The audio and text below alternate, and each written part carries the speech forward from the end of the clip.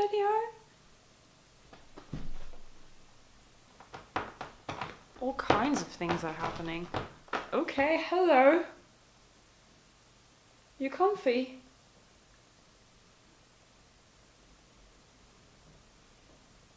Okay then. I want to say that I was just really busy, but we all know I wasn't. I just procrastinated and didn't do anything. I even had time off work and did a little staycation for 1.5 weeks, where I could have easily filmed multiple videos and put them up. But instead I stayed in bed and watched House of Cards all day. I'm actually not sorry. You know what? I had a great time. I hope you did too. So I'm doing this now also. So, in the spirit of Valentine's Day, I thought I would share a funny little story with you about the worst date I have ever been on. Absolutely nothing about this is embellished in any kind of way. I don't need to do that. It was bad enough. You'll see. That's attractive. So, a little over a year ago, I was in the midst of online dating. Most guys I didn't even end up meeting up with, but this one guy in particular stood out to me because we just seemed to have similar interests when it comes to shows and TV and music. So I thought to myself, why not? What could go wrong, right? Before we actually met up in real life, we messaged back and forth quite a bit and talked about everything and nothing really, and it was quite pleasant. He seemed like a very nice guy. So we eventually made a plan and set a date and picked a location, which we settled on just having pizza in a little restaurant. I distinctly remember him saying that he wanted to be a gentleman and pay for my food, which that's nice, but I told him he didn't need to because I'm an emancipated woman. I can take care of that myself. Keep that in mind for later though. So the day of the date arrives, I get ready, I feel a bit anxious. I generally don't feel too great before dates. It just stresses me out. But I push through this one and I arrive right on time. He's already there. I can clearly see him from afar because he stands at about 6'5", so he's quite tall. He sees me, and the first thing he does is laugh and make a rude comment about my height. Now listen, I'm 5'3.5". That's small by any standard. I know that. And next to him, I look like a midget. Now don't get me wrong, I love me a tall guy, and I like being quite a bit smaller than my boyfriend or whatever. Of all the insecurities to have, I thankfully haven't got that one. So that just wasn't the best first impression to give somebody now, was it? Well, I thought to myself, that's fine. Let's give him another chance. So we go inside and get seated at our table. So we start up a conversation about how we grew up, and he tells me that he was raised in a not so great, quite run down part of town that doesn't have the greatest reputation. So I jokingly say, look at you though, you've made it. Yeah, I guess. Even though one person I grew up with did get murdered. You want to know how he died? I don't know. No? Thanks? I used to wear his hand-me-downs. He was a nice guy. Went too soon. I'm sorry, am I bringing the mood down?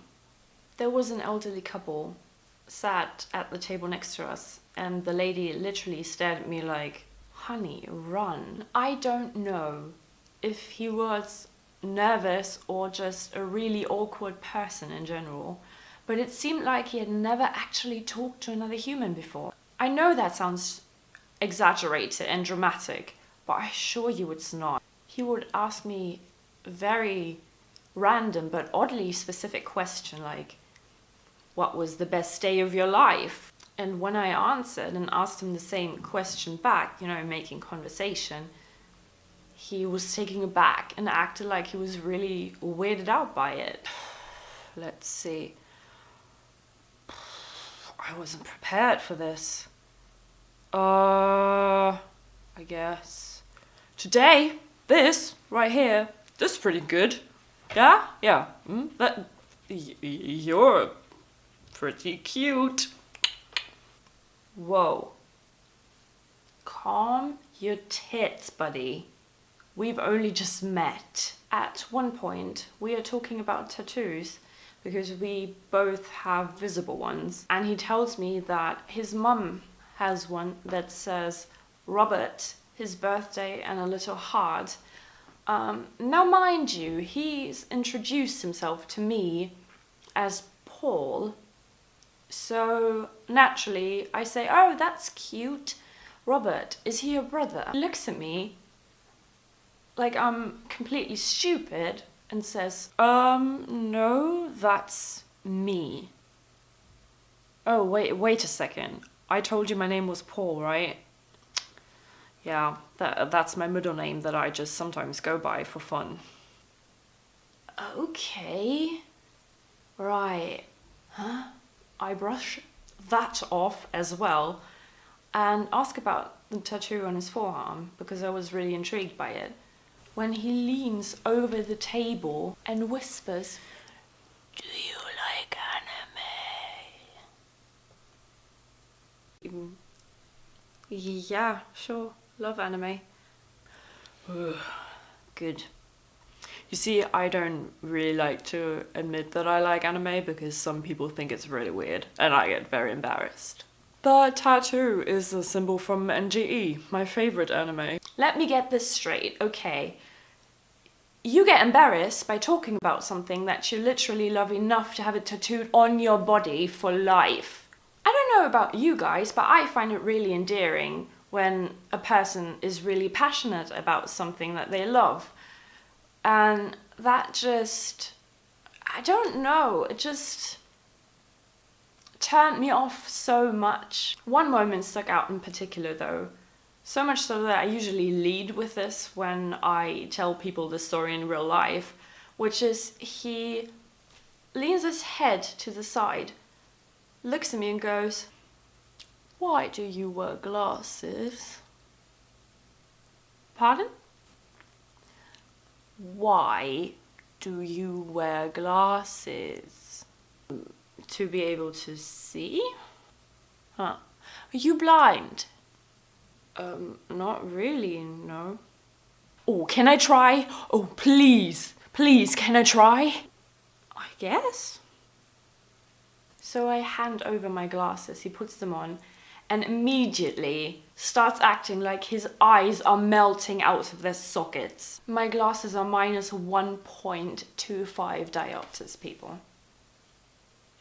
All in all, it was just really, really awkward. He also didn't allow for even a moment of silence, which made it really hard to eat without having food in my mouth, which must have just been so attractive.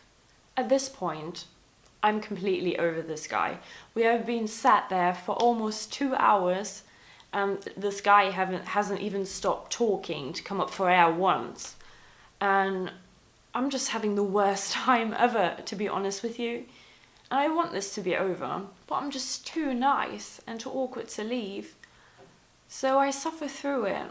When he asks me if I want another drink, I see an out there and I go, no, you know what, that's fine. I should be going soon actually because I have a very early date tomorrow. I have to get up really early, like really early. I should already be in bed by now, so now, remember the part in the beginning where I said I'm an emancipated woman and I can pay for myself? Remember that?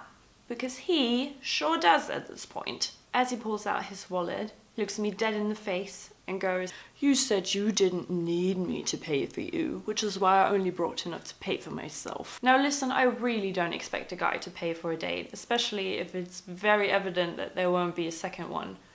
But that was just plain rude, savage. But again, I keep quiet and we pay.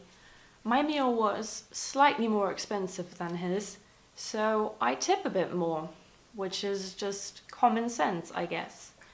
He waits a bit until the waiter's out of earshot, leans over to me again and goes, "Wow, now you've even given a bigger tip than I have? Well, I can't afford that. If I did that, I wouldn't have enough money left to buy a ticket for public transport." What? Am I supposed to feel bad for you? Are you asking me for money? Do you need a ride?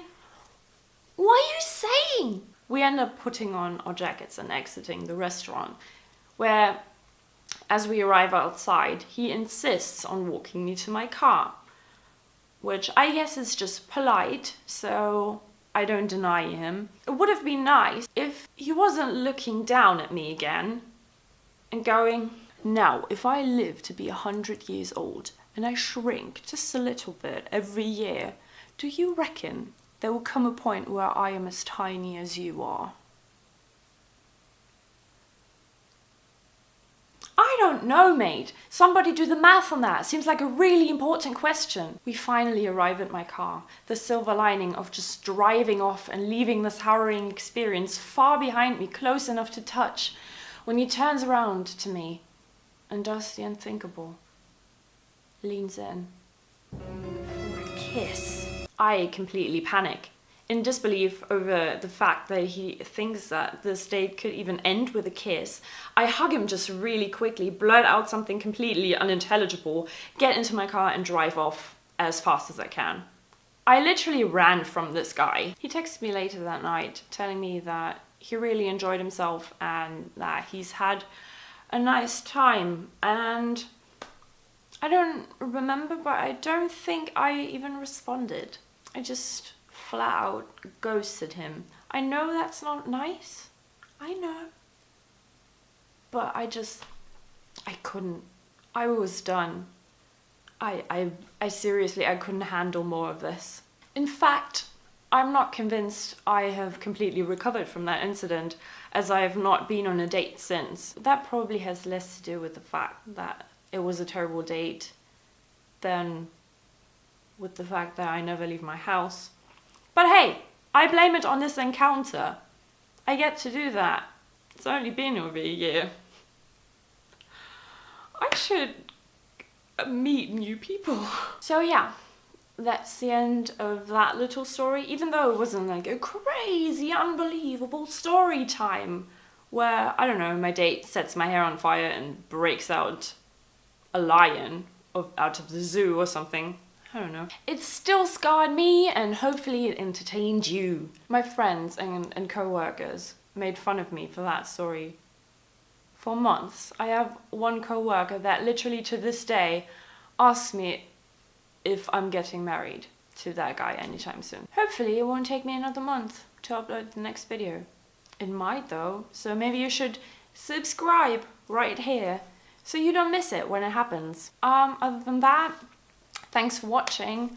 Hope you enjoyed, and maybe like this video, share with your friends, and I wish you all a happy Valentine's Day, happy every day, because it's not special. If you're sad about being alone on Valentine's Day, just remember it's nothing to be sad about. You're alone every other day of the year as well. Sorry. Mwah!